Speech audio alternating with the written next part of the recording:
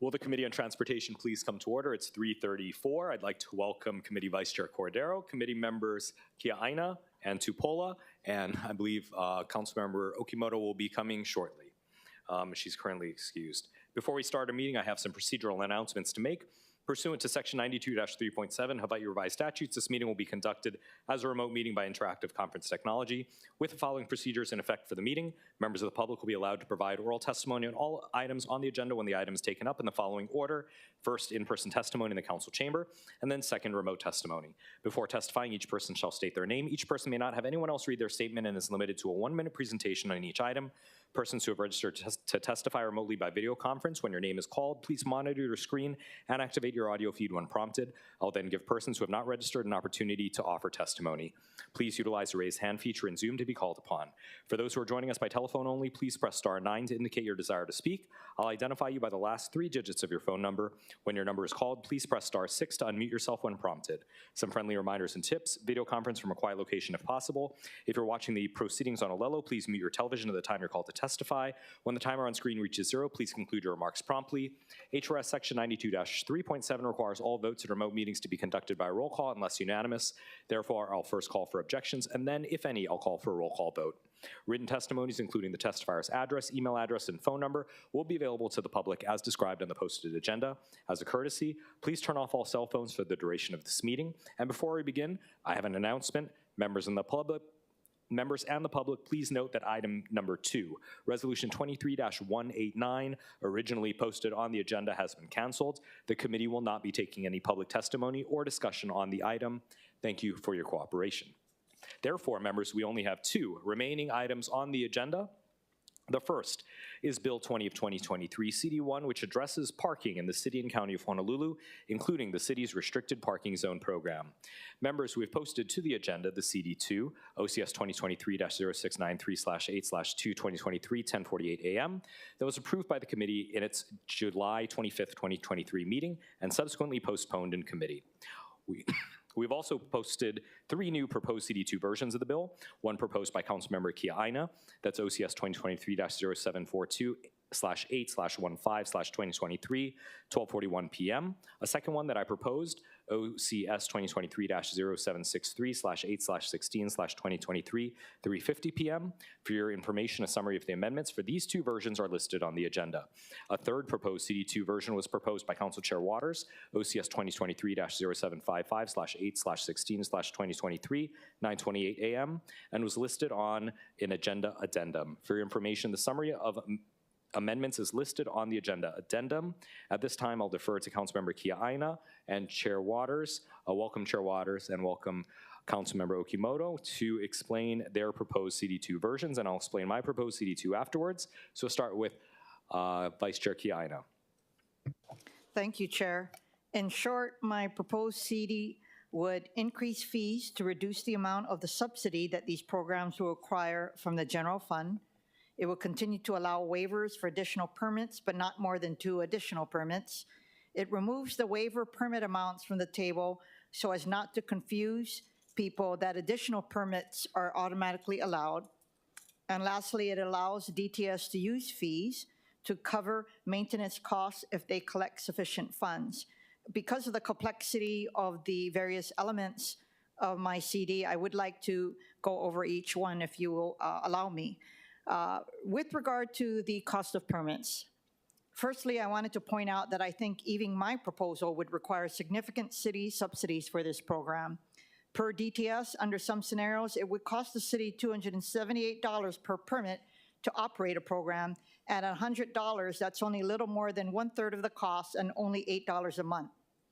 Even at $150, my proposal, that's only a little more than half the cost and only $12.50 a month.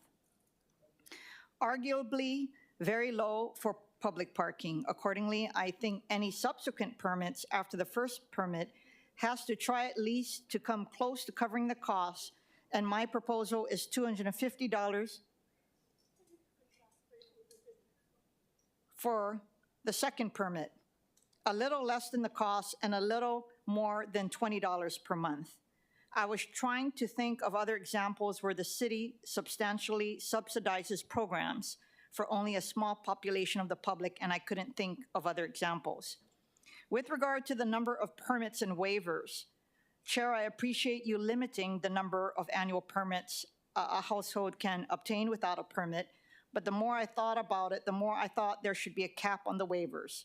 My proposal is 4 total or 2 additional annual permits with waivers, which again, I think even my suggestion would allow excessive permits. But I do think it is better than the current draft, which would allow unlimited waived permits. I also think the director should have to consider impacts to other residents and visitors when considering additional annual passes. With regard to the maintenance of streets, under the current fees being proposed, including my draft, the likelihood of there being additional fees to cover costs like street maintenance is very low. However, if for some reason down the line costs reduce and permit fees increase and there is additional funds, I think these funds should be able to be used for maintenance of streets within an RPZ, which RPZ permit holders would have exclusive use over. Finally, I have been recommending suggestions to improve Bill 20, and I support my colleagues' efforts to address their constituent concerns. However, I continue to have concerns about the increased number of RPZs and its impact on non-residents, including in particular near the shoreline, as well as concerns about establishing a program that requires so much subsidies. So I appreciate the chair's proposal for additional amendments. Thank you. Okay, thank you. And then Chair Waters. Thank you so much. So my CD would do 4 things, but the most important thing that it does is prohibit RPZs from being established within a 1/2 mile distance landward of the shoreline. The idea is that we don't want to be privatizing these roads and really stopping beach access.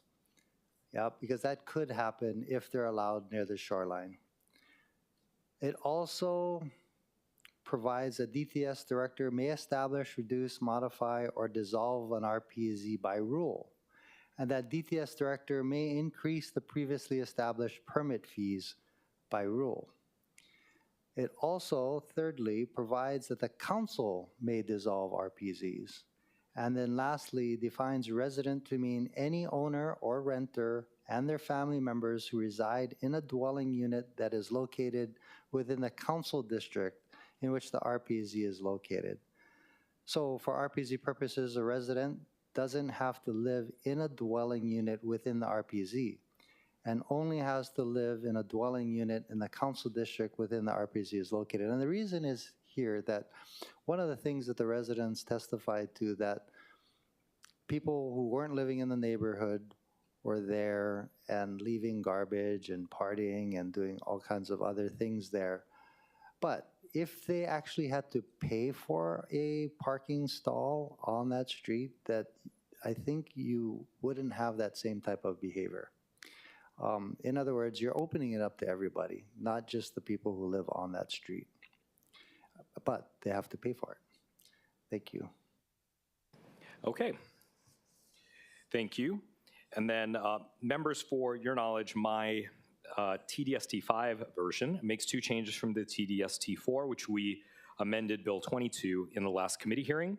The TDST5 changes are as follows. 1, it disallows the creation of any RPZ within the Special Management Area, SMA, as defined in ROH Section 25-1.3, and this is something that helps to address the concerns that Chair Waters brought up about beach access. I'm sure some of the testifiers are going to bring that up as well. And then in part, the second change that it makes is it provides that the director may not establish more than 1 new RPZ each calendar year. Speaking of the director, we have the Director of Transportation Services, and we'll bring him up to provide his comments on the bill as it stands now and as the bill may be amended today. Thank you. For the record, Roger Morton, Director of Transportation Services. We offer our cautious support for an RPZ bill that would come out of this. I appreciate the chair of the committee's changes at the end of the last committee meeting and the amendments that were made there.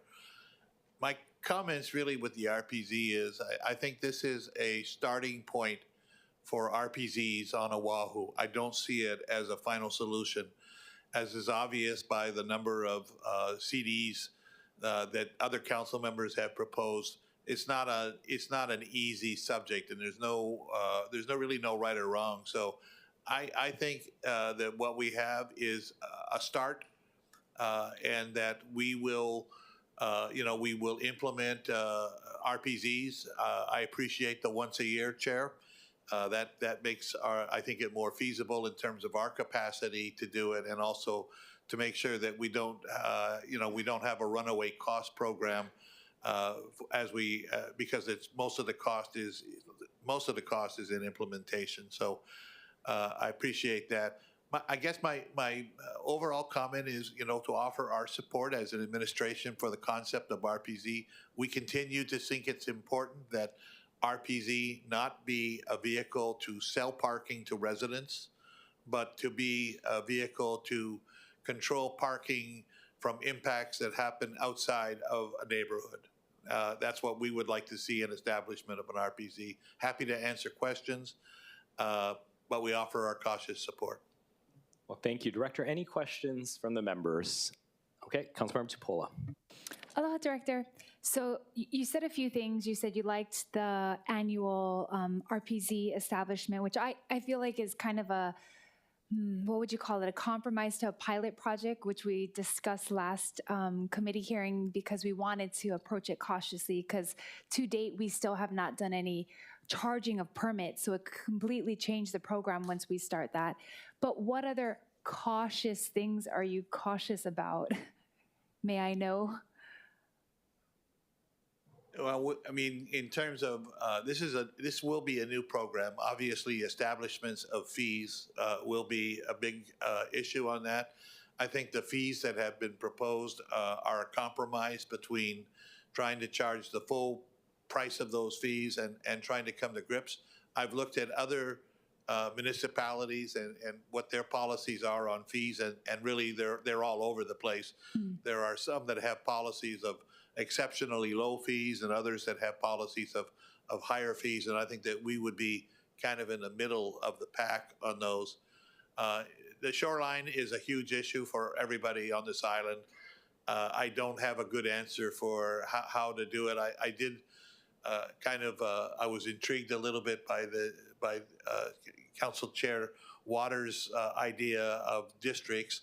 I've even wondered whether or not, rather than even districts, some type of island-wide recognition of residents might be appropriate for some of those issues. But those for me are too complicated to try to resolve at this point, other than to recognize that we do not. I don't think it makes sense to sell parking per se unless we're solving a problem. Thank you. Thank you for sharing those 4 points. That helps me to see your insight. We really value it, not just as the DTS director, but as a former, OTS director. You have so much good insight. So I'm looking forward to us cautiously proceeding. Thank you, Chair. Thank you. Members, any other questions for the director? Okay, hearing none. Why don't we go to testimony? We'll proceed with, I want to also acknowledge, before I begin that, the presence of Councilmember Say. All right, we'll proceed with in-person testimony. We have 4 in-person registered speakers, and then if there's anyone after them who would like to offer testimony in the chamber, you can line up on the side. We have in order State Representative John Mizuno, James Manaku Sr., Kathleen Rooney, and then James Sung. So we'll start with State Representative Mizuno, again followed by James Manaku Sr., Kathleen Rooney, and James Sung. If you can line up on the side, so we're ready to go after Rep. Mizuno. I got to press the button on the right. Oh, there we go. Sorry Thank about you. that. Yeah. Thank you very much, Chair. Although I'm a state representative for District 29, testifying as a private citizen, council members, 3 major points on this bill. RPZ will ensure adequate parking for specific neighborhoods that need parking.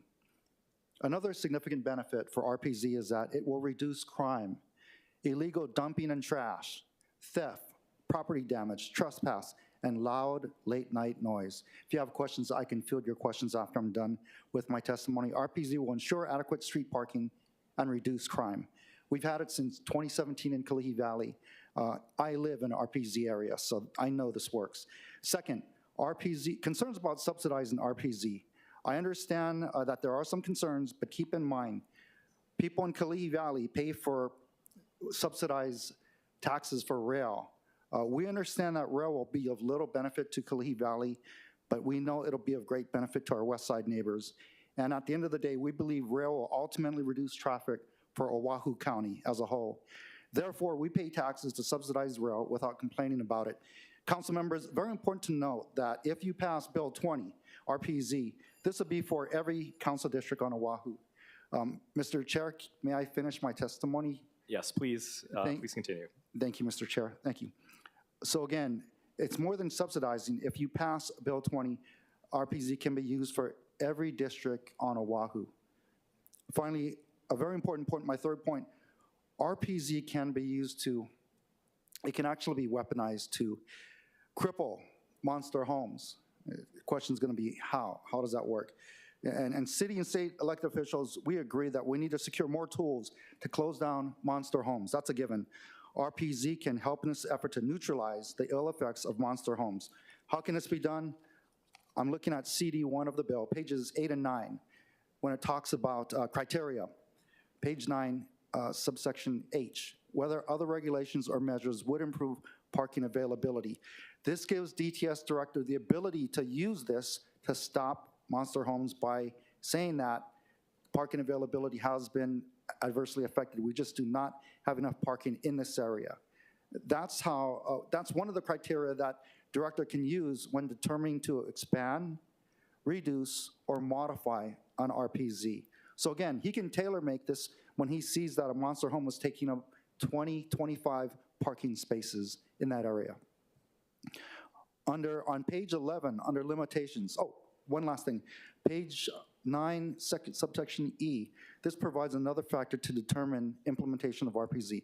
This is when a majority of the residents in the affected area support the initiative, which may include a petition signed by the majority of the residents. I did this in Kuakalea for our residents, kind of like all that we do, door to door, again, but your residents will love you for it.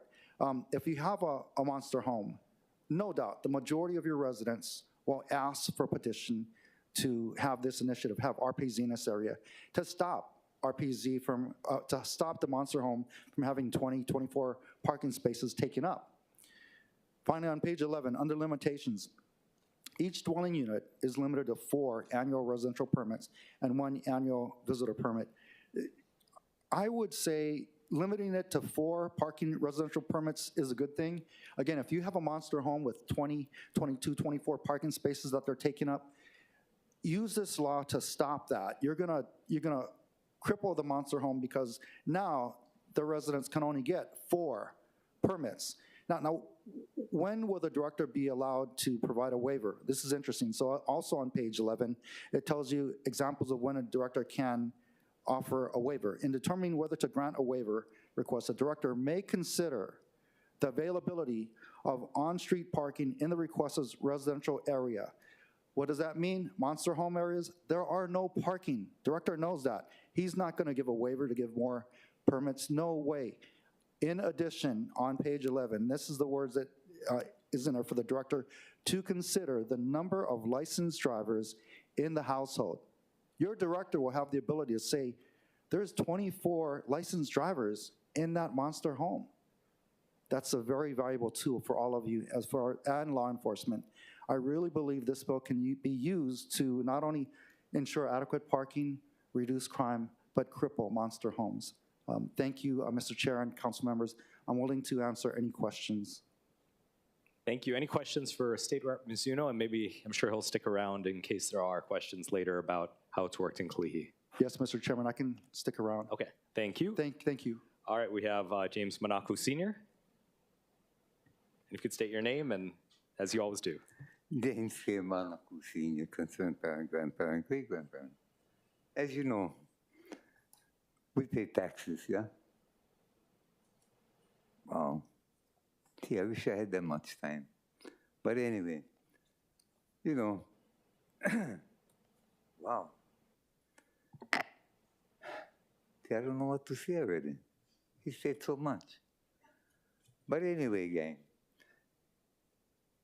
I'm Hawaiian, yeah?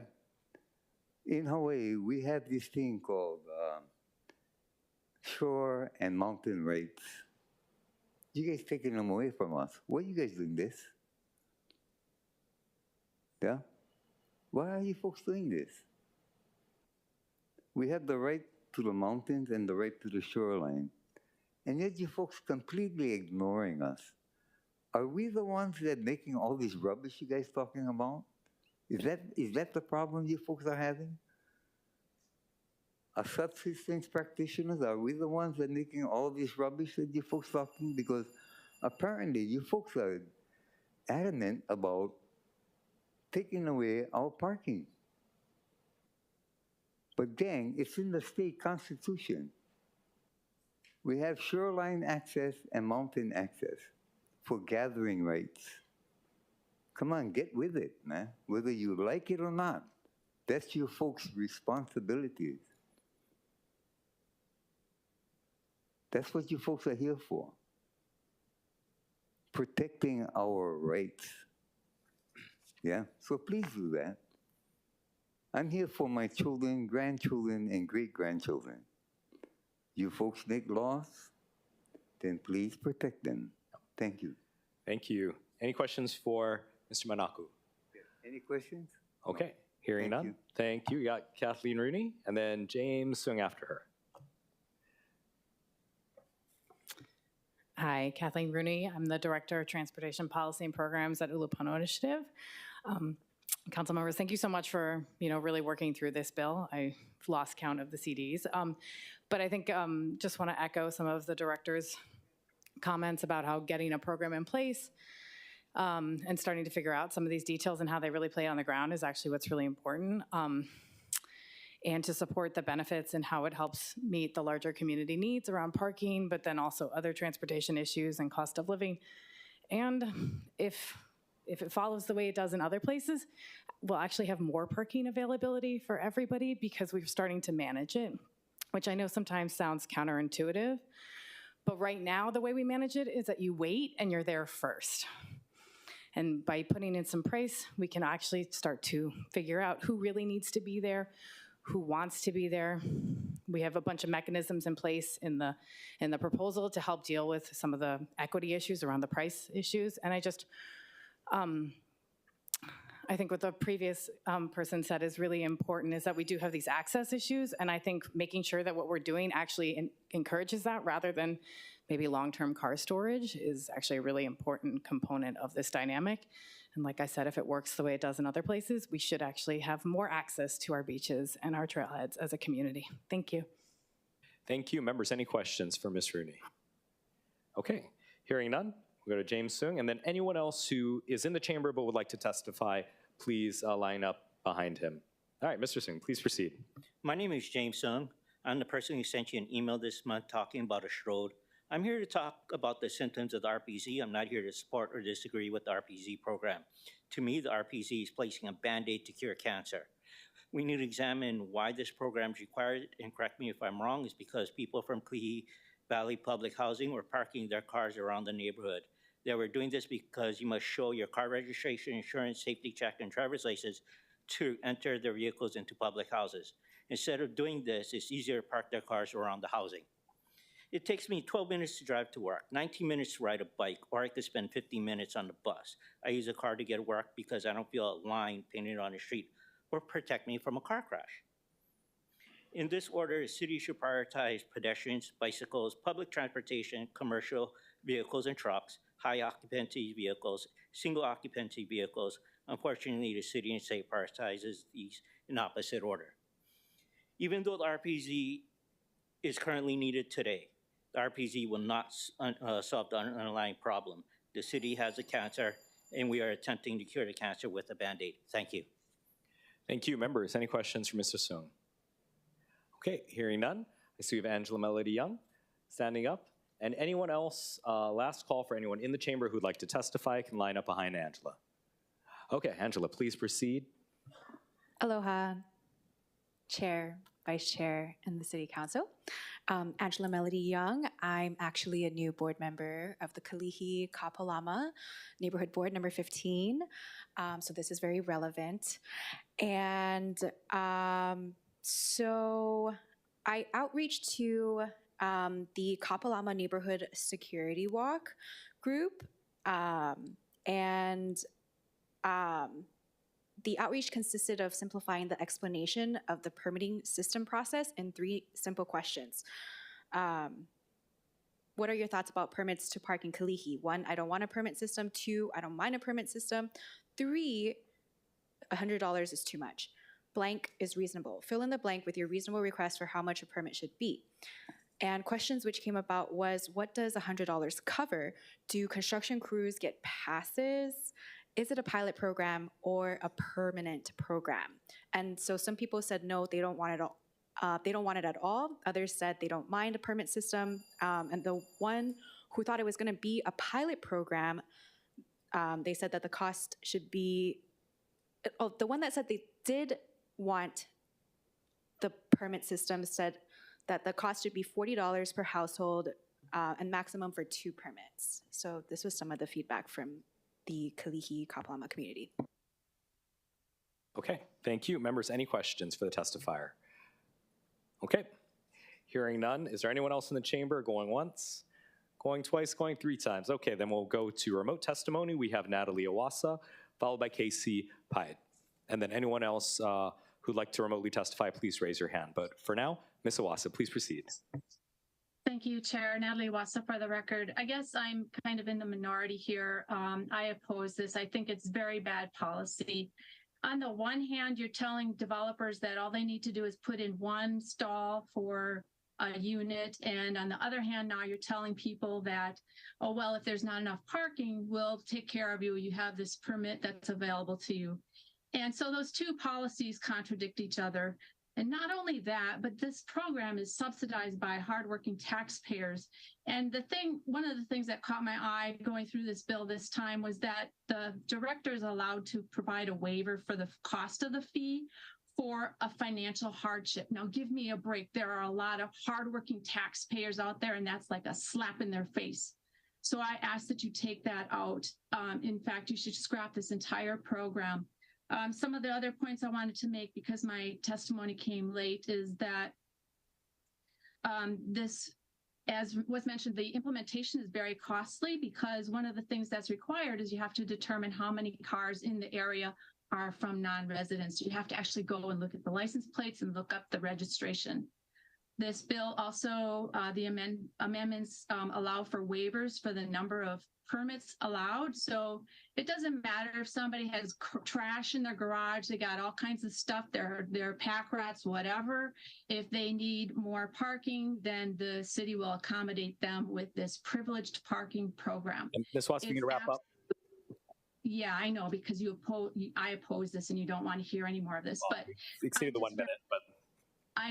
Well, okay, I'm sorry. I'm just really, I'm very opposed to it. I can't think of any way to make it work.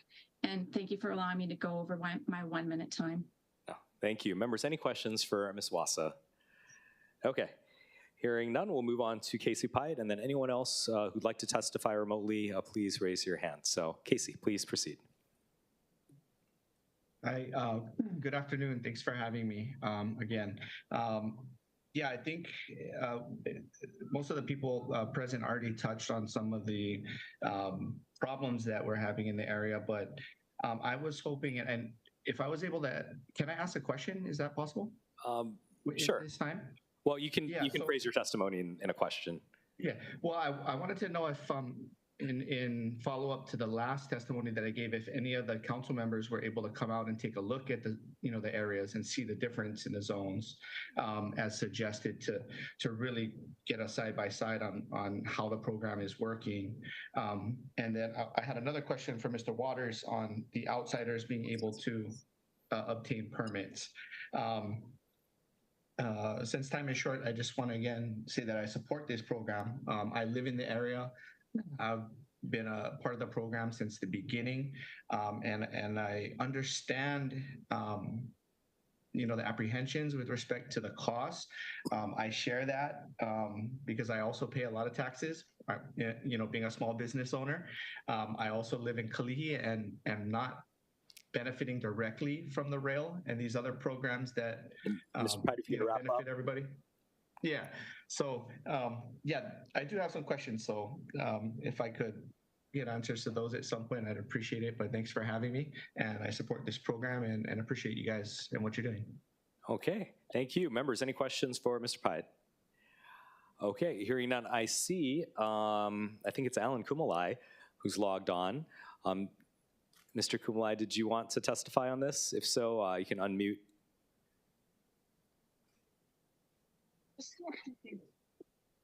Hi, can you hear me? Yes, we can hear you. Please proceed. And you can state your name at the beginning. Yeah, my name is Alan Kumalai. I'm a resident of the area that have the pilot program for the RPZ program, and I'm in support of it, and we're willing to pay the recommended cost that will help subsidize the program, and neighbors are all in favor. The benefits outweigh the cost, and we appreciate what you folks are doing. Thank you very much. Thank you, members. Any questions for Mr. Kumalai? Okay, hearing none. Clerks, is there anyone else standing by remotely to testify? Mr. Chair, there are none. Okay, seeing that there are no further testimonies coming in, we are in discussion. Members, I see Committee Vice Chair Cordero.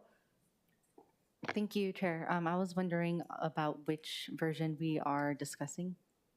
So right now we are discussing the CD1 version that we passed out at the last committee, and then after the discussion, I'll make a recommendation for a CD2, and then we can have discussion on that. But if you have specific comments on any of the CDs, you can also bring it up at this point. Okay, thank you.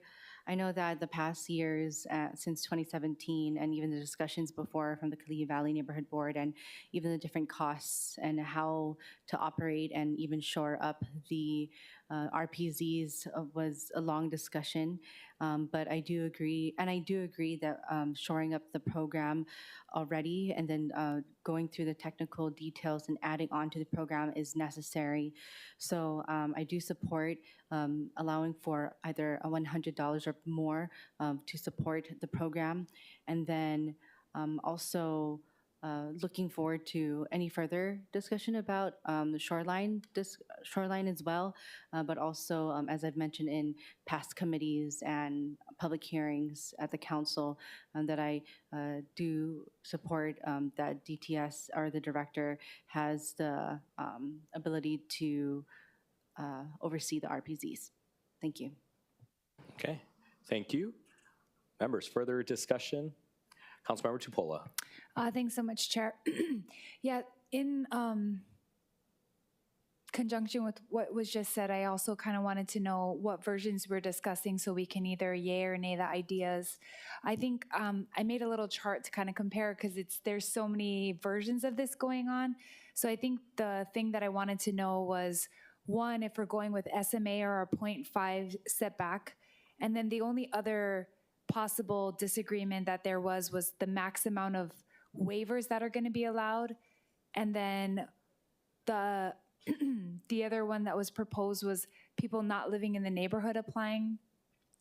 Lastly was the director using fees to pay for the program, because my question was whether or not that was allowed in the law or whether or not that's just going to be allowed without that, seeing as though most of the departments, when they have the fees, they are able to utilize it for the program. So I just wanted to know if that needed to be written in or if it's already allowed for the director to do that if they establish a program and then utilize the funds to run the program, similar to like what DCCA does.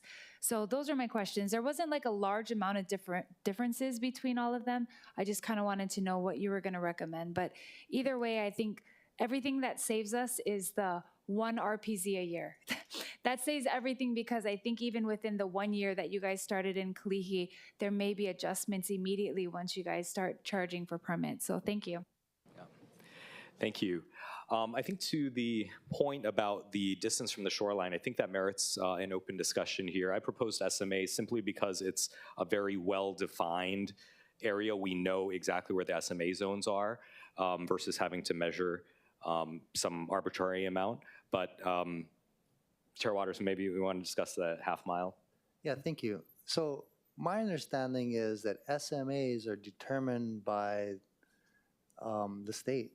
They're not determined by us. And this is our program. I'd rather we determine it rather than leaving it up to someone else. Because what if they change? We have no control over that. Plus, a half a mile is a good distance. In some instances, the SMA is a lot less than a half a mile. So really, if we want to preserve beach access, we should make it as large as possible. I changed my mind. Let's do a mile. Right? I'm willing to compromise on a half a mile. But in my mind, it should be, think about it. We don't want to deny people the ability to go to the beach. And whenever you go to the beach, you got plenty of stuff to carry, right? You get your beach chair, your canoe paddle, your fishing pole, your towel, right? So by denying parking near the beach, you're denying beach access. I do have a question regarding 4 permits. This is on page 11B1. How did we determine 4? Like what is reasonable, what is not 4? And then 1 visitor permit. So does that mean you have a barbecue, you can only invite your best friend, 1 person? Or you're going to use those 4 and give them to your friends. Take them off your car, put them to your friends. Third thing I wanted to bring up is, you know, I heard from the testifiers of the last hearing, it was a really good hearing. We're using parking to solve another problem. And the problem was crime, partying, abandoned vehicles, garbage being left all over the place.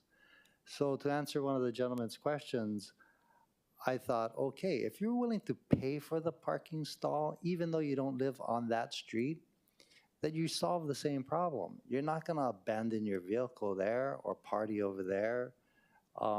So I just thought that if you allow folks from another neighborhood to buy the parking, you solve that problem. And if you limit, rather than 4, maybe limit it to 2, you open it up for everybody, not just the people who live on that street. But again, out of everything, my biggest concern is beach access. Thank you. Thank you. Vice Chair Kiaina. Thank you. For the director, I'd like for your to share your manao on the SMA designation. Chair Waters, I actually looked at my district, and so it actually, you said it could be less than half a mile, but in my district, it actually, because the Kauai Nui Marsh flows into the ocean, it's actually further in. And it's the same for Kaneohe. So I wanted to ask you, with regard to implementation, does it matter to you whether we use the SMA designation or a newly created designation by the city for half a mile? I think for purposes of a RPZ bill, both could have issues. I'll throw to you the North Shore. If we didn't have an RPZ anywhere on the North Shore, then we would have pretty much unrestricted parking that would impact residents' ability to park there. So I don't have an answer for you, but I definitely see where that there are unintended consequences for, you know, carving out a half mile from the shoreline.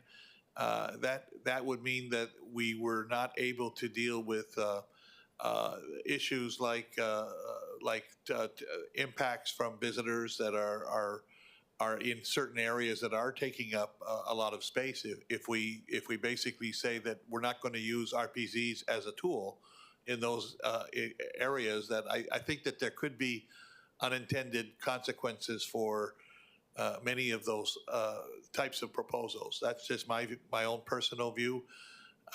We have not really studied that as a department as to whether that would be, but that's what I would think.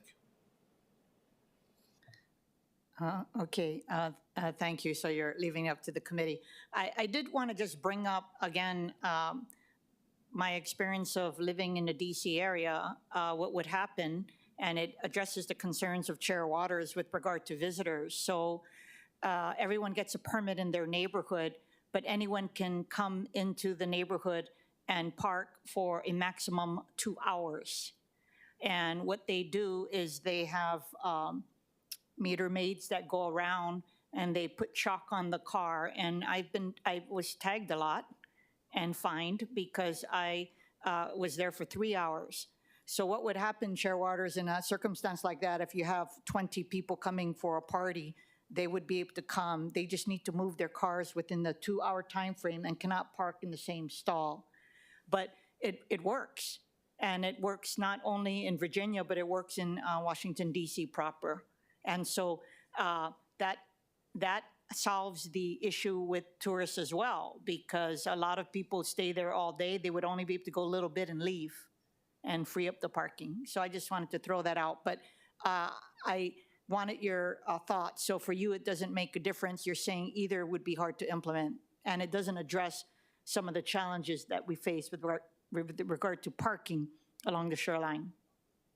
You brought up a number of issues. My daughter lives in Columbia Heights with residential restricted parking in DC, so I get it. But in the Kalihi area example, the Wilson area that we have a pilot program now, we did provide a grace period of 1 hour on the initial program.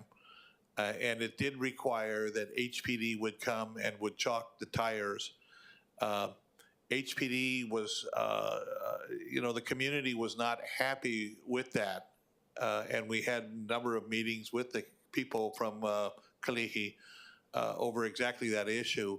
And we finally ended up eliminating the grace period in the pilot program to the satisfaction of the residents in the area. If there was meter maids in the area and they did chalk the tires, that's what they would have to do. So you're absolutely right on target. The question that the residents had was they didn't feel that there was enforcement of that grace period and that there was many violations of the RPZ because of that. And ultimately, we did prohibit the grace, the 1 hour grace period. And after that, and I would defer to the representative here, but after that, I think that there was more satisfaction with the neighbors that we had solved that problem. With respect to the visitors and the one permit, the bill provides for 10 permits per month. That's what it provides. So it's not a single permit for, you can have more than one friend if you have an activity going on. But all of these issues do bring up the many complexities that are going to be evident no matter what we do, and it's why I am in favor of the cleanest bill that we can get that has the least restrictions on it, so that we can work through some of those issues going forward. I'm not sure it's going to work for everybody if we try to do it right now. Maybe it didn't answer your question, I know, but it really comes down to at the bedrock, it comes down to what is the policy of the city going to be. Yep. Members, further discussion, Chair Waters? Okay, how about the compromise is the SMA or 0.5 miles, whichever is greater? Again, we're talking about beach access, folks. And by the way, when local people such as myself go to the beach, we don't go to the beach for 2 hours. We go all day. Yep. And to say you can only now go to the beach for 2 hours if there's a RPZ near the beach, to me is just not fair. I mean, we got to be practical about this, which, as you mentioned, Director, there's all kinds of unintended results or consequences by doing RPZs. I'm really interested in hearing from the woman who testified earlier about how this actually helps parking. Again, in my mind, what's happening in Kalihi, you're solving a different problem. You're not solving a parking problem. You're solving a crime problem and a nuisance problem, right? So how do you do that? Which is, to your point, Director, you're saying that if we have, a limit on RPZs or a prohibition on RPZs there near the ocean, that you're not allowed to solve that problem. Well, we don't want you to use that RPZ near coastal zones to solve those problems. I mean, we got to look at other things to solve these problems. And there may be other vehicles other than RPZ to solve those problems. Right. I'm just curious, do you have any other ideas other than RPZ to solve the problem that the good people of Kalihi are currently experiencing? I think the RPZ program is a perfect program for the Kalihi people. Okay. Thank you. And I do too. It actually solves their problem. Right? It does. And certain other neighborhoods got the same problem. But what's really concerning to me is that it could have really a big unintended results if we don't do it right. And Chair, I appreciate all your hard work. And clearly there's 4 or more committee drafts. So the members are taking this seriously. I definitely appreciate that. Further discussion. Yeah, Councilmember Say, and then Tupola, and then Cordero. Mr. Chair, may I address this to Yes. Representative Mizuno? Yes, Representative Mizuno. You know, Vice Speaker, being on the other side of the Punch Bowl Street, I just wanted to ask or make a request, if it is possible, in the area of enforcement and the citations and the fines and the fees, could it go to the city and county of Honolulu? Because we are the ones doing the enforcement of the RPZ. Yes, Councilmember Say, we'd be fine with the fines going to the city and county.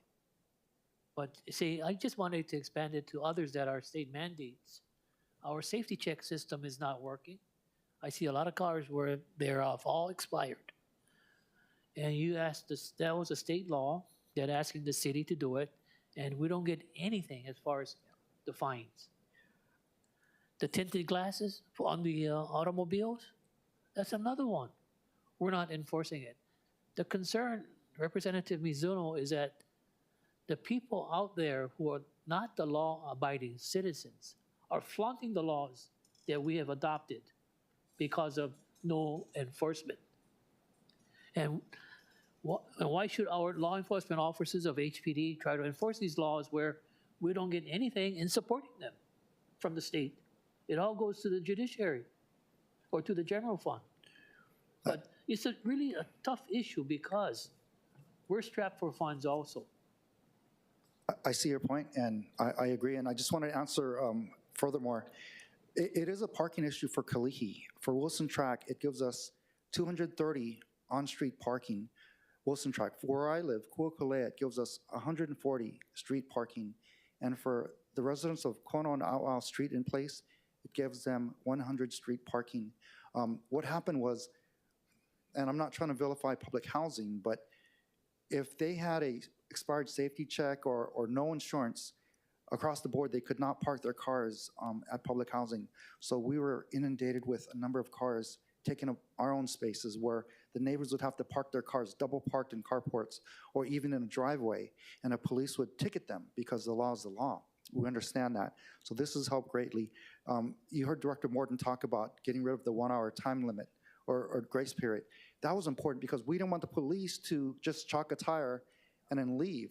When they get there and they see an illegally parked car, they should be able to ticket them and go on to more pressing matters like domestic violence or robbery.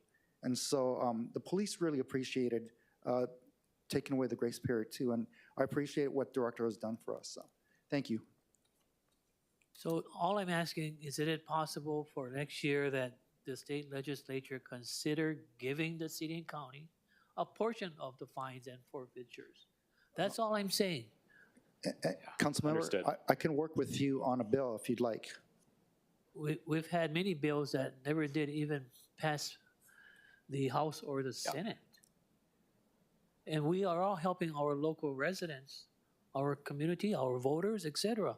So all I'm saying, we either fish or cut bait. Like I said to one of your senators last week,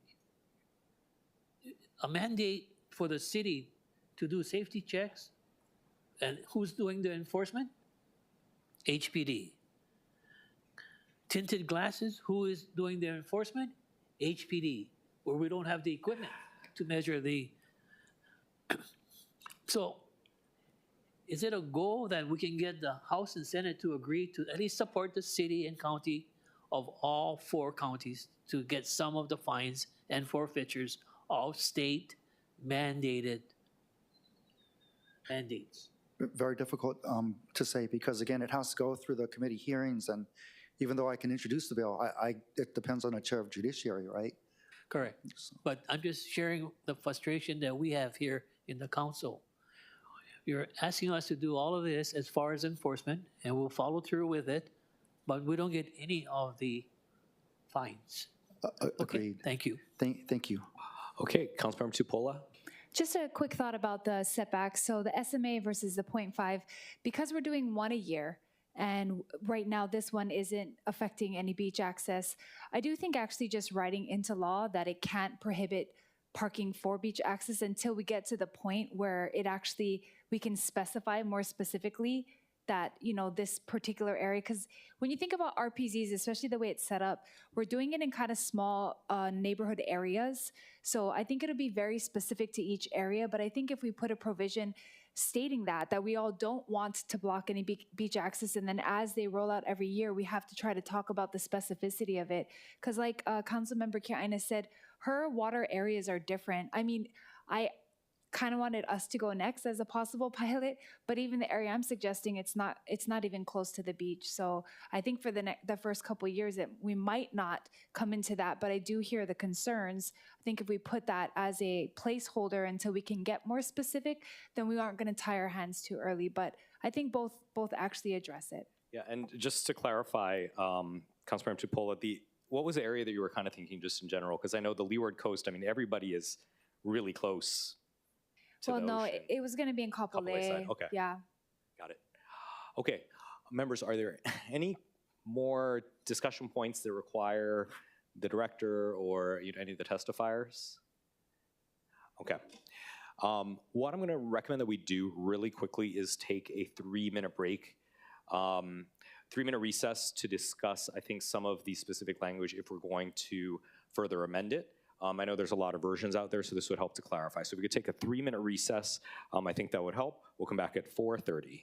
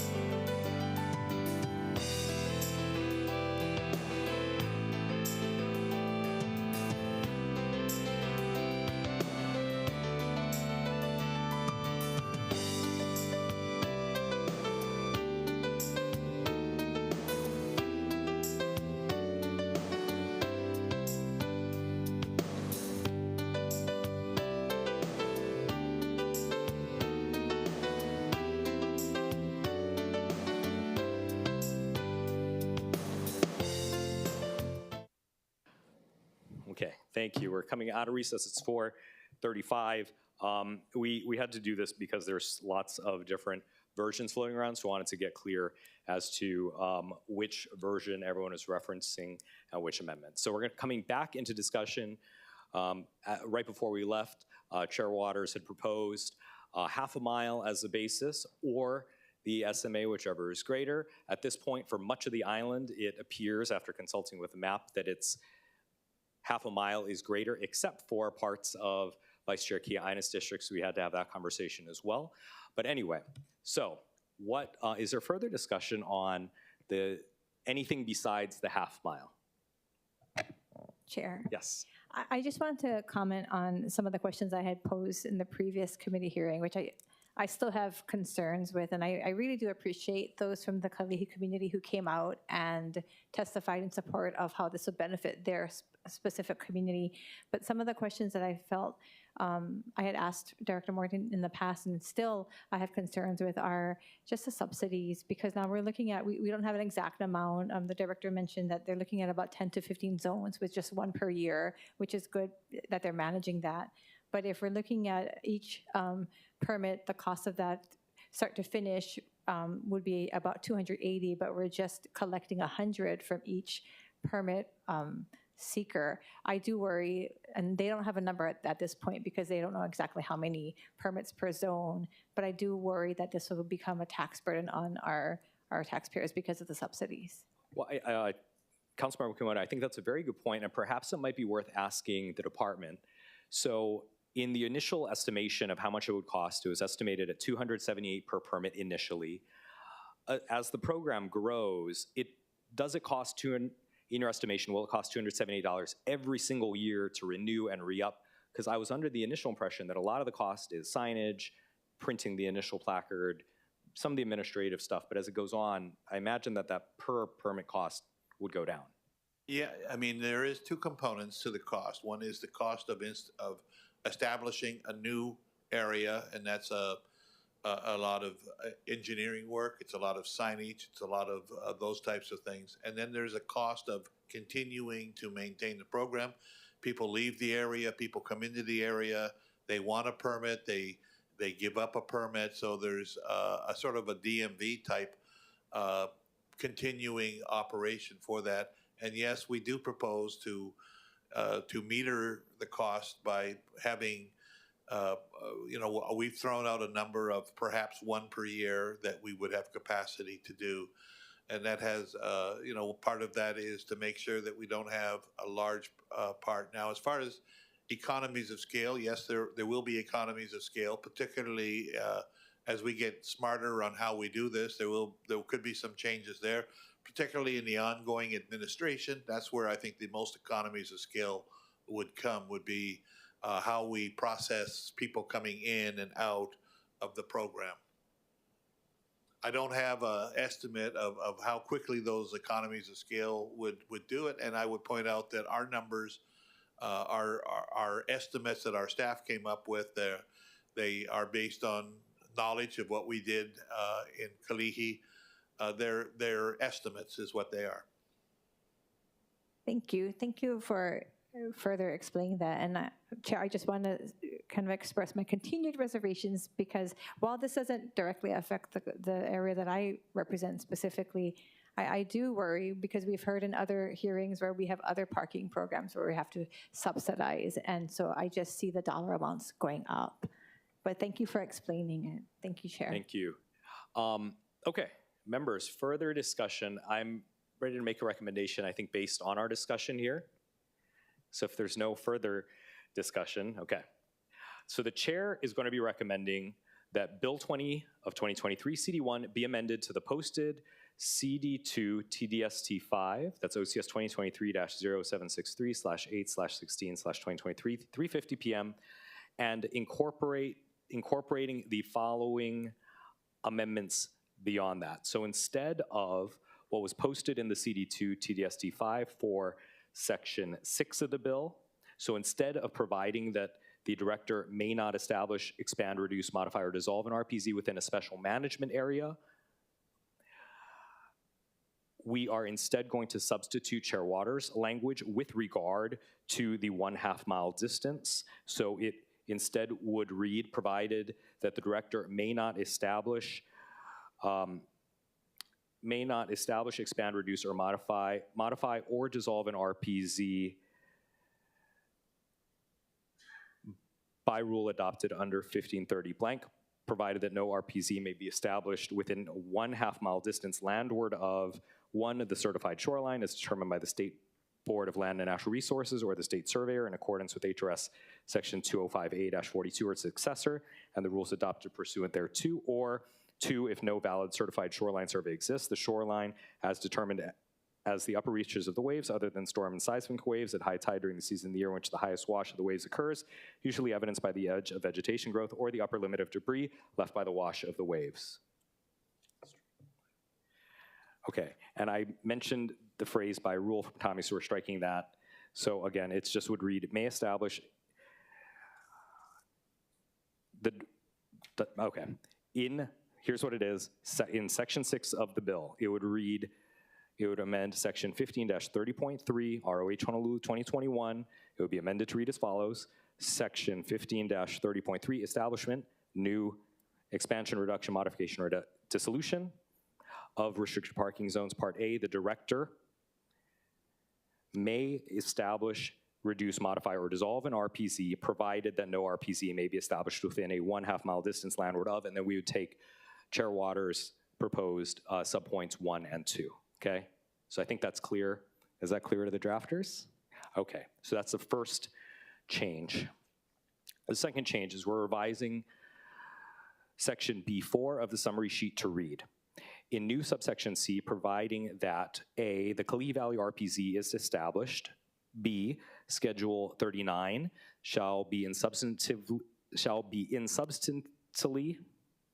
the form attached to this ordinance as Exhibit A.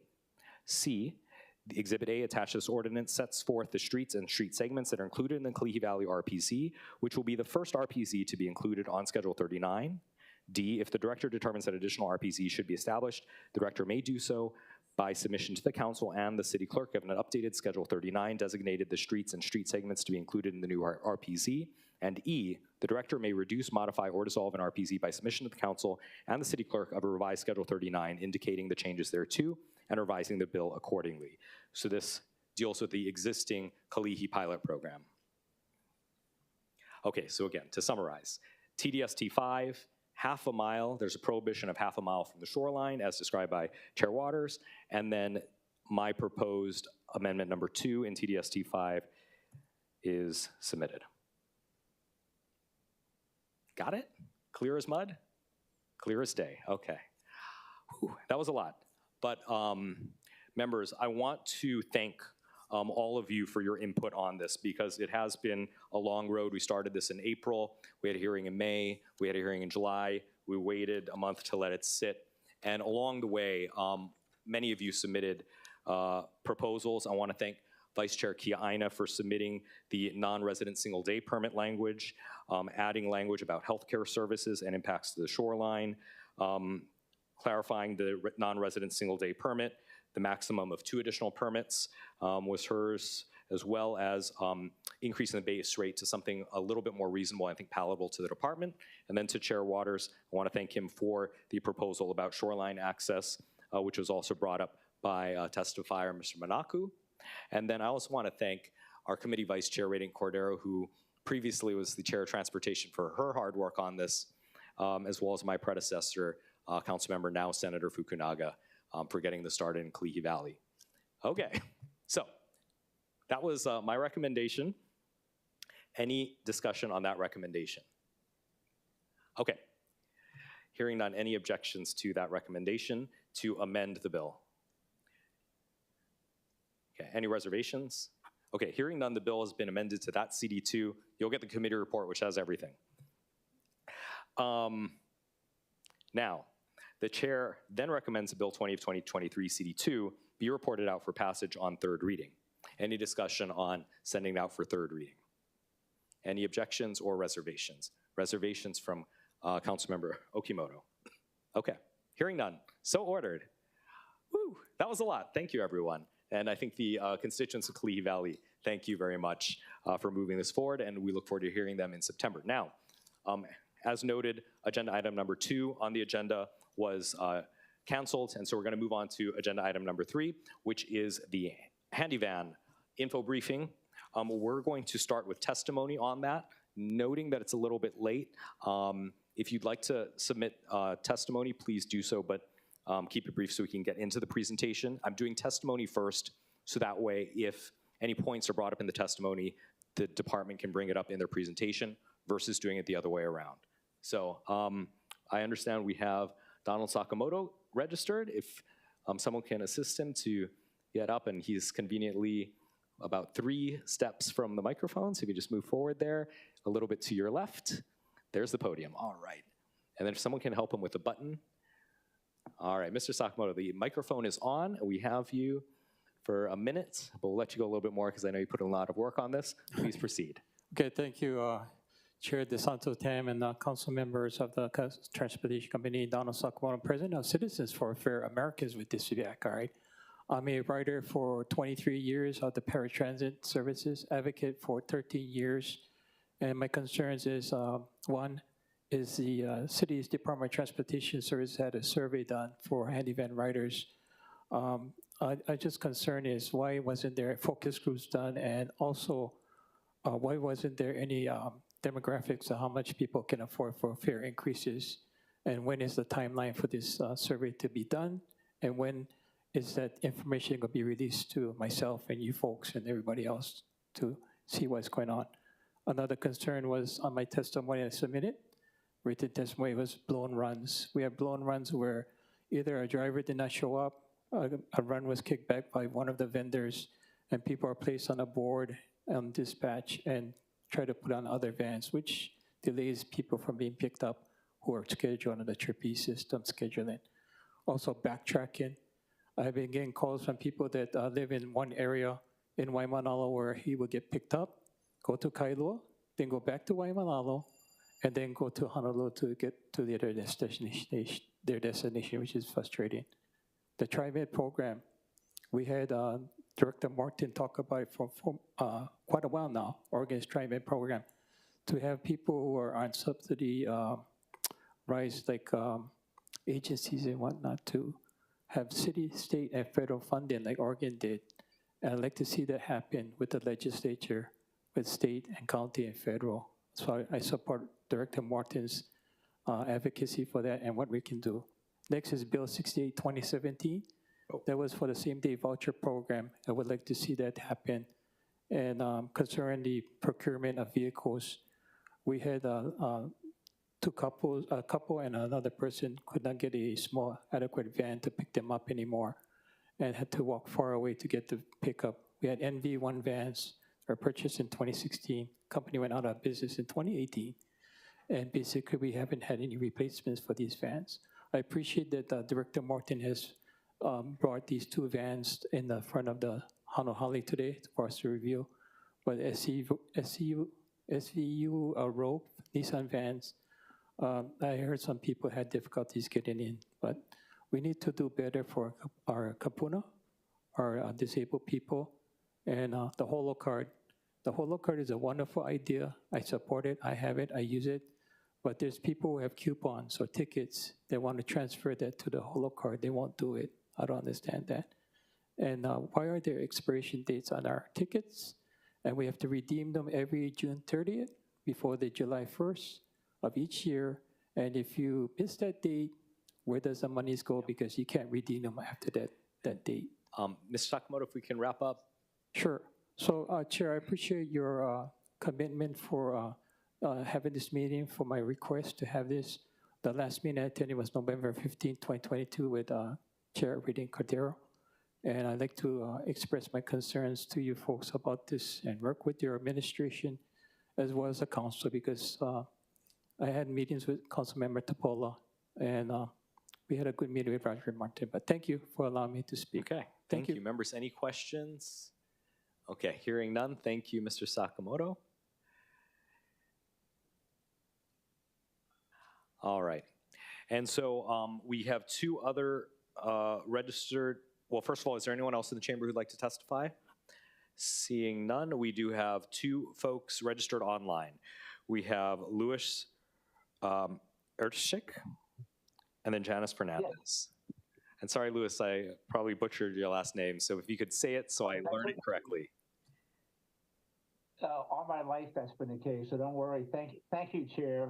I'm Lou Erdeshek. I'm the director of the Disability Rights Center, and there are a lot of issues with the handy van, but given, in the interest of time, I just want to focus on one particular issue today, and that's the issue of small vans versus big vans. We have a lot of clients who cannot get to the curb because of the topography of their driveway, or maybe they're blind, or for a variety of reasons, and big vans just can't get up there to pick them up. So what happens is they just get no service. And we've tried to appeal some of these decisions through the city. In many cases, they've lost. The city's taken the position that to guarantee a small van would be a fundamental alteration of their requirements under federal law. We don't see it that way.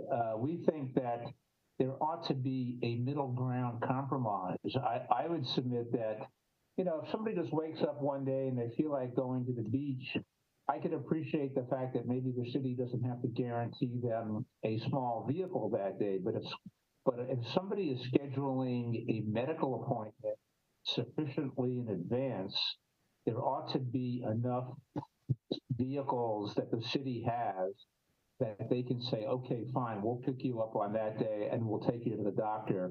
And so we think that would suffice as a legally acceptable accommodation. We would urge the committee to address that issue with the city. Thank you. Okay, I think they will be addressing some of that in the presentation. So thank you for that. And then we also had Janice Fernandez. I don't know if she's on the line. Clerks, is she on? Mr. Or Chair, in person? testifier is not logged in. Okay, well, seeing as that's all the registered remote testifiers, is there anyone else waiting online to testify on this matter? All right, seeing none, we'll move on. So joining us in the council chamber, we have Director Roger Morton and the Chief of the Transportation Mobility Division, Eileen Mark, from the Department of Transportation Services to give us a brief presentation. For your information, the presentation is available online as Departmental Communication 600. Thank you, Chair. And first of all, I'd like to acknowledge our large turnout of handy van interested people here. We have Chief Marks here, her facilities person, Gerald Hieda. We have a big contingent from OTS here that are interested in this subject. And we also have some folks from the CAB that are our partner in providing supplemental service. I am mindful of the time.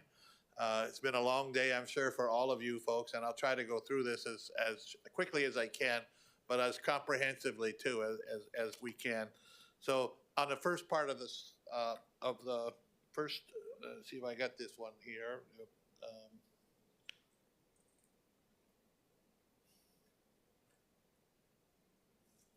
You have to show me how this works, Tony.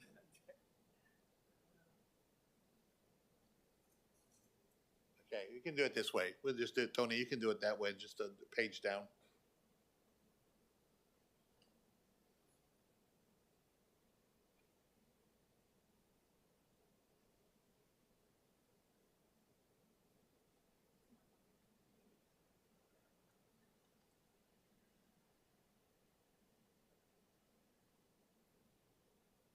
Well, let's do it the old-fashioned way. Tony, you can go to the first slide there.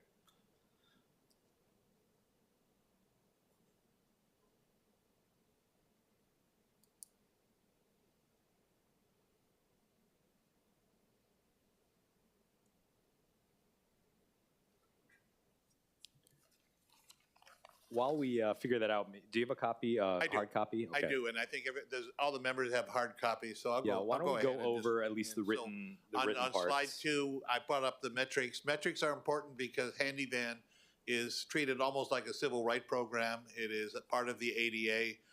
It is enforced by both the Department of Justice and by the Federal Transit Administration, and the means for that is it tends to be the metrics provided.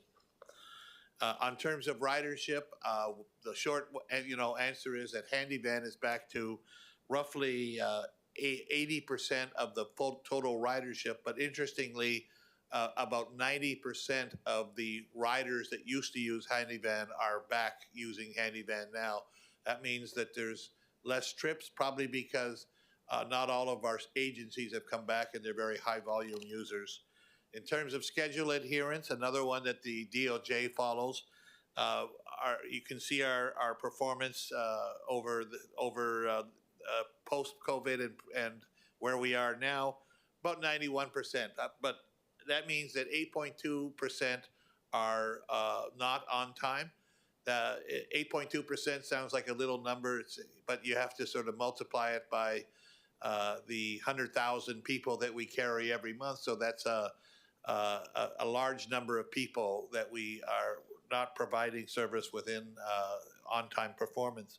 You can see our on-time performance on page 5, and you can see the impact during COVID. When our ridership dropped, our performance went way high. But now we are in a recovering period, and our performance for the last couple of months has dropped below what we considered 90%. Mr. Sakamoto has made a big issue over vehicle availability, and it continues to be a problem for us. The graph here just shows that over the last 6 months or so, our vehicle availability, that is how many vans do we have available at 2 p.m., has dropped. It's dropped because our vehicles are a combination of the vehicles getting older, but also supply issues that we have run into. If you can't get brake parts, you can't get the vehicles on the street, and that's really what has happened. Just the next slide shows the relationship between on-time performance, which is very important to us, and van availability. You can see there's a relationship, but not a strong relationship between those two. Things that we have done in order to try to reduce this problem, or measures we've been taken. I think our supply chain is beginning to return to normal. We have added more parts in our inventory, so we're less likely to run out, and we cannibalized. We are beginning to receive a lot of new vans. I think there was vans downstairs. I don't know how many of you saw them, but we have 7 new large vans that are in our that have been delivered. We're expecting 5 vans per week until our total vans of 48 arrive. By end of year, we'll have all of those in. Additionally, we executed a contract for additional 16 smaller vehicles. Those are the kind of vehicles that Lou had been advocating for that would allow us to get into small lanes and little driveways like that. And today we also executed or began procurement on an additional 16 that we would procure this year. So we are in the process of buying fleets. The fleet diagram there, the takeaway is that a lot of our vehicles are very old, and we are replacing them now. And you can see tomorrow's fleet on the next page, which shows that our fleet age would go down to less than 4 by March. Issues in procurement, there's no question that our procurements have been too slow. It takes us 4 years to buy a van, and that's just too long. I mean, it takes us a year to budget for them. It takes us a year for the manufacturer to deliver them, but it takes 3 to 4 years for us to buy a van. There's been a lot of reasons for that. Now, there's a graph there that shows just on our latest delivery of vans, this is the different types of issues that have caused us to where the delays are. Now, there are new procurement ideas that we are exploring with us and BFS. We would like to explore a greater use of multi-year procurements. That means we just don't go out once a year to buy 30 vans, but we go out once every 5 years to buy 30 vans a year. And because inevitably what has happened with our vans are that we run into protests almost every order that we have, and that protest can add another 6 months to our van order. If we do a multi-year procurement, then we may still have the protest, but we only have it once, and then we go on from there. There are other ways that we could do this. There are cooperative purchasing arrangements. The county of Hawaii just purchased vans for the other two neighbor island counties. That's Hawaii, Maui, and Kauai. That were in a single procurement with a 5-year agreement. Those are FTA-approved processes. DOE's process is for small school buses is that they've essentially developed a price for them. They change the price every 6 months, and schools, individual high schools can order off of that list for a 5-year. They're under FTA rules now. You can actually even have multi-state procurement. So the state of Alaska buys their vans from a price schedule that's established in the state of Washington, as does Idaho and Iowa. Nevada buys their buses from an Oklahoma list. So there's lots of different processes we could use to make this go faster. We did get a federal Department of Justice complaint against the city regarding our phone performance. And as a result of that complaint, we reached an agreement with the Department of Justice that we agreed to that we would improve our phone performance by the table shown at the bottom of page 14. And OTS has taken steps to remedy that. They have hired additional employees to work in the call center. They've improved some of the technology they use for the telephone system. And they've even adopted changes in policies. They have allowed some employees to work from home from the call center. Additional things that are in the works, they are updating their basic trapeze reservation system, going from a system that was the version that was 5 years old to a version that is last year. And they're adding a self-scheduling module for that. Next page, you can see why Department of Justice, you can see when they got upset. The reason for this huge dip, as I've been told, was a number of factors that occurred, including a breakout of COVID in the call center, and that, it's a very tight quarter and a lot of people got sick at the same time. But in recent months, they have exceeded the Department of Justice's guidelines.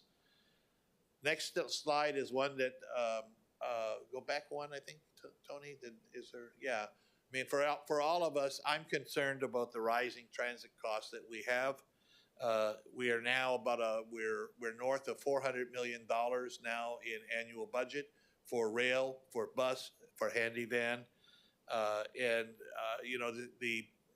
high costs are magnified now because our federal COVID money is no longer available, and we are adding another $85 million in rail expenses. So we're making it pretty tough for our budget department.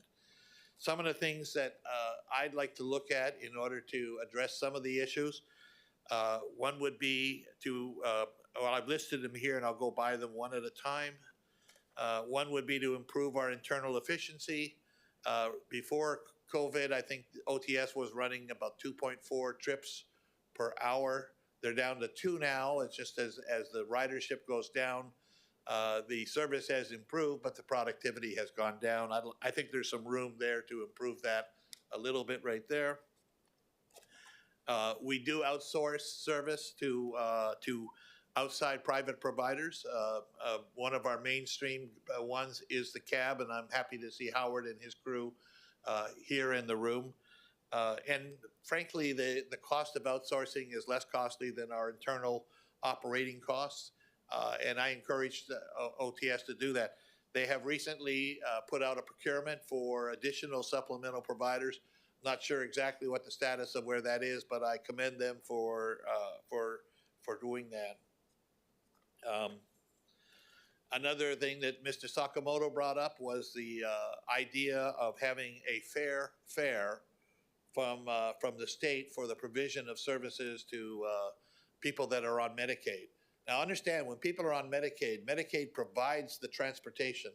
And in the case of doctor visits and those kind of things, the state does about half of their business with private providers and about half their business with handy van.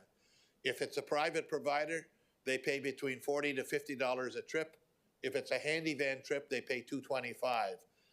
And so obviously there's an imbalance there. But the real issue there is under federal rules, the city is able to charge a reasonable cost for the service that is more than the public cost. So under federal rules, we could charge 40, 45, 50. We could charge up to a fair full cost of service. And that's an eligible cost under the Medicaid program. And we have some ideas on how we would do that. We have two main programs with the state. We have one program which is basically medical visits for people that are on Medicaid. The other program and we have about 100,000 riders a year on that program. The other program that we have is programs to worthy agencies like the ARC and other agencies that provide daytime, usually adult daycare type programs like that. You can see the differences in this little chart here of how much Medicaid pays for different types of transportation. And I think it's time that we actually started charging more. And we have some ideas for the trips to doctors. I would just like to establish a higher fare for those, and those are managed by the managed care organizations and by mainland transportation brokers. They can handle the cost. For our services to our kapuna that the Department of Health does, it's a little different because our vehicles are really made for that kind of program. Oftentimes we have 3 or 4 or 5 wheelchairs that are going to a program. And in that one, that is the Oregon program that Mr. Sakamoto had mentioned. I commend that program. It's also now been expanded to the state of Utah. And we are in talks with the Department of Human Services and the Department of Health over those programs. And I do hope that we can get a pilot going by the end of this fiscal year. We also have a program at DTS that we call the Agency Provided Trip Program. We provide about 225,000 trips per year that we basically subsidize these private agencies. Prominent ones are like SECO and ARC. Those are our champions. The cost for them for providing this service is about $14 a trip compared to our costs of more than $50 a trip. And the issue we've been slowly expanding that program. The issue is how much responsibility the agencies want to take on to operate their own transportation system. But it's a great program. It's a very cost-effective program for that. Another one that I think that we should really consider is a taxi voucher program. I think that a taxi subsidy program, I think Mr. Sakamoto had that one on his list as well. I can tell you anecdotally what we did prior to COVID is we provided about 1.2 million trips in our paratransit program. By comparison, the city of San Francisco provided 400,000 trips. In other words, 1/3 of the number of trips we did. But what they did differently was they also provided 7,000 daily taxi trips at a much lower cost than the paratransit trips. So this would not be a paratransit program, but if it would reduce our demand for paratransit, I think it's worthwhile for us to consider this as a pilot and maybe have a small program to see how the finances would work out. And finally, my last slide is on passenger fares in general. I think that we are looking at right now at about a $30 million delta in our funding ceiling right now compared to where we are, and we do need to figure out going forward how we can continue to finance public transportation in a good way. I'm not certainly advocating any retreatment at all, but I'm just looking at all the tools that we have as a city, that I have as the director, in trying to find ways that we can make this program sustainable. And part of that's a small part of that would be to look at small incremental fare increases for our customers. Happy to answer questions and on any part of that. There were a couple of other things that I'll make a note of just for Mr. Sakamoto on the satisfaction survey. We did run a satisfaction survey, apparently not to the extent that he would prefer us. I have seen others that are much more complex than ours that were run in other cities, but we did run one in ours. The blown runs and the backtracking, I'll let my colleagues at OTS answer any of those questions if there are questions in that area. Okay, members, are there any questions? I know this is a lot to digest, but this, the handy van system is so important to so many people on this island. So, if there are questions, hopefully we can get some answers. So, questions? Yeah, Councilmember Okimoto. Thank you, Chair. Really quick question. I just was curious, on page 3, you have a unique riders section? Unique riders mean that, there may be 100,000 riders in a month, but there may be only 5,000 people making those 100,000 trips. Unique riders. Not that they're strange. Sorry, say that again? So I thought it was a certain specific service that you have to if I provide. took 20 trips in a month, I would be one unique rider, but I would take 20 trips. Oh. So when we say unique riders, 5,200, that's how many different people took at least one trip. Okay. Okay. Thank you, Director. That's not the only question I have at this time. Okay. Vice Chair Kiaina. Thank you, Director. On page 26 on the passenger fares, where the second bullet, you said the council should consider small multi-year changes. Is that so that it could be phased in? Is that what you're talking about? Yeah, I think that it's difficult to raise fares for a lot of reasons, right? Yeah. Part of the election calendar is obvious one, that it's always hard. So I think that small increases that happen regularly and predictably in one ordinance are preferable than having a separate ordinance for every change. Okay, and so having said that, the Honolulu Rate Commission is the one that makes that recommendations, and do they do that? I am working closely with them. I just had a meeting where I emphasized the need for fare increases. They do have a charter requirement to look at sustainability in terms of fares and a number of issues. So we're working with them. The charter also gives the mayor the option to propose fares independently of the rate commission. So it's just that I don't want everyone to just think that we're the ones who are determining this and that the rate commission could be recommending it. You could be recommending it as part of the budget. The mayor could be recommending that. So we all work together. Absolutely. And there are going to be, the rate commission has indicated they are going to be holding some public hearings around the island. That's all. I just want people to know that we're not unilaterally making these changes, and then if we do something, we do it collaboratively. Thank you. Committee Vice Chair Cordero. Thank you, Chair. This is not a question for Director, but just to add to that, the Rate Commission just had their meeting, and they mentioned about a voucher, which would be a proposal. So hopefully we can see that and have a discussion on that in the future. Thank you. Thank you.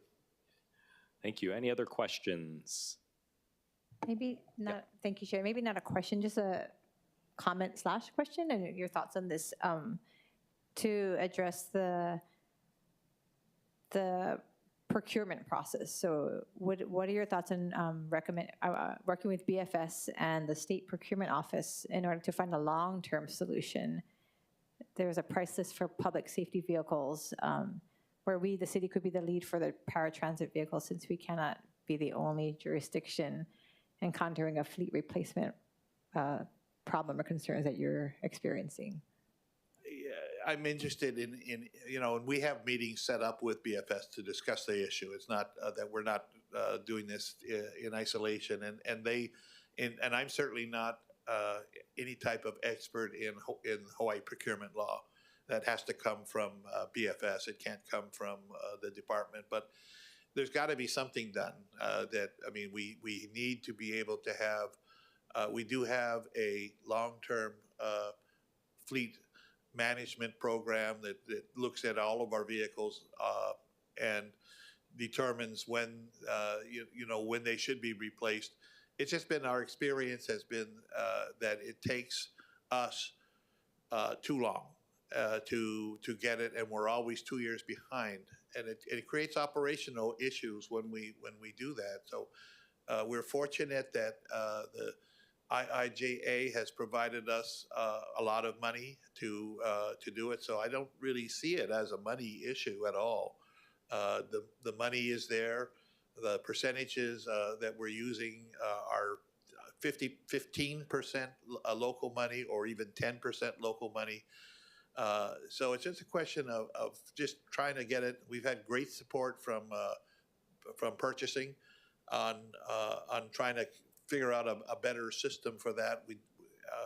We got waylaid really because the price of vehicles escalated tremendously, as you recall, about 8 months, 9 months, 10 months ago. And that confounded our attempts to try to have a nice, even coordinated approach going forward. But I think that most of those shocks that we had are in our rearview mirror. Some of them were the inflation that happened. Some of them were the shortage of vehicles around the nation. So you mentioned that the price of the vehicles went up. So you're even with that, you're saying that it's not a money issue, it's a time issue? Everything's Really a money issue, and I don't want to be frivolous about that. But that in that we do have we have a tremendous amount of federal funds that have been accumulating, and we are looking for opportunities to get even more, particularly of those discretionary funds, not the formula ones that will come in automatically.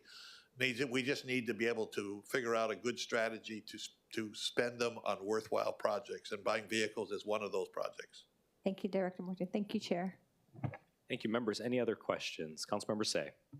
Yes, Director Morton, this may not be related to overall, but your OTS drivers are all part of Teamsters, correct? Correct. So last week we had a public hearing in regards to hazardous pay during COVID. Is that part of the overall financial plan here? We don't have it in there in the financial plan at all. It would be a significant cost if it was included. Having said that, I think of all the public type employees, certainly police, EMS, fire, but also bus operators expose themselves a lot, and handy van operators expose themselves more than I think anybody because they physically assisted people in and out of the vehicle. So they were up close and very personal during the COVID period, and they continue to provide essential service throughout the entire COVID period. So I'm sympathetic to them.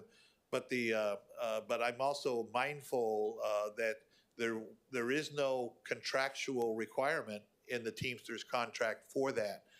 I'm not an expert on the public sector contracts either, but there may be differences in contract language between public workers and between Teamsters. Okay, thank you very much. Okay, members, any other questions? If not, I have a question. So building off of Speaker Say's question about the drivers, I see that you're considering implementation of a taxi subsidy service. Have you talked with the Teamsters about how this service would sort of take away potentially work that the drivers would be doing? How does that kind of factor in? Well, it would take away growth. I don't know if it would. I don't see it taking away any jobs. Okay, that's good to hear. And then, I also see that there's this taxi subsidy service to provide a same-day service option on non-dedicated vehicles. And I understand part of the issue is scheduling and making all of that work. Do we create sort of an unintended consequence if we let people know that, if they wait till the last minute, you can call, you can take a taxi, it'll get subsidized, versus doing the right thing, which is scheduling a couple days in advance, and then you gotta, you sort of know what I'm getting at? You do have to balance the employment aspects of it, which I recognize, and having been with the bus company for 42 years, I have quite a bit of aloha for the drivers there. But you do have to balance that too with the community that we're serving, and the service that they get too. And I pointed out, that although 8% of our service is more than 30 minutes late, that can be as many as 8,000 people per month. So it's not a trivial number at all. And other places have done it, and this would be my first opening one, would be a restricted policy that we could evaluate, a pilot program that would be limited and would allow us to just obtain better information and operational experience on how that would work. Yeah, thank you. I appreciate that. I just, I understand the need sort of for this outside taxi subsidy program, but I don't want to create a moral hazard where the regular thing's so backed up, so everybody goes to this, and then this gets backed up, and we end up in the same spot. Yeah, and the initial thought was that we would limit it in the pilot program for 2 years to a set number of people. Great. Members, any other questions? Speakers say. Would you be open as far as allowing Lyft and Uber and Turo to be part of this overall private provider? Only to the extent that they would agree to provide some means of accommodating wheelchairs and other mobility devices like that. Now, Uber in San Francisco and many other cities does use Wave vehicles. And if they were willing to do that here, then I think that I would be willing. But I also, we have a struggling taxi industry here too. I mean, it is, and I think it's evidenced by the fact that my colleagues here are here. But the Uber and those companies, it's no surprise that they've done a tremendous economic turmoil to the existing cab companies. And I also think that it is also a benefit to the community to continue to have some degree of viable private taxi businesses that can continue to exist, because they are only a small percentage. They've gone through COVID, and after the impact of the transportation network companies, Ubers and Lyfts. I'm not against them at all, but they would need to. For this program to go forward, I would insist that there be a degree of accommodation of people with special needs and special devices like wheelchairs. Okay. Just one more follow-up question. And finally, would you maybe have a comparative analysis between our taxi operations versus the alternative operations? Which is the most expensive as far as these private providers? Is the taxi going to be more expensive than the Uber and Lyft? That I can't say, because taxi fares have gone up significantly over the last 6 months or so. And I have not really kept track of Ubers. I usually don't take them unless I'm in some other city. The issues have been surge pricing for the Ubers and all of those. And I think I would defer to the Department of Customer Services, who has jurisdiction over Ubers and Lyfts. Okay, thank you very much. Okay. Members, any final questions? Okay. Seeing none, I want to express my appreciation for Director Morton, Deputy Director Nochi, as well as many of the staff members who came out to support this. The handy van is such a vital lifeline to so many in our community, and so it's important for us to be able to ask some questions, get an update, and I hope we'll be able to do this on a regular basis, especially as OTS, along with DTS, try to reach these new targets that they've set in terms of procurement, in terms of the call center, in terms of the delivery times and delays. And so I think we'll be back, and I know that Donald, through his advocacy, is going to hold us accountable to that as well. And I want to thank him for inspiring us to do this presentation today. So with that, seeing that there's no further business before the committee, we'll adjourn. It's 5:25 p.m. Thanks, everyone. We had a long day. Thank you.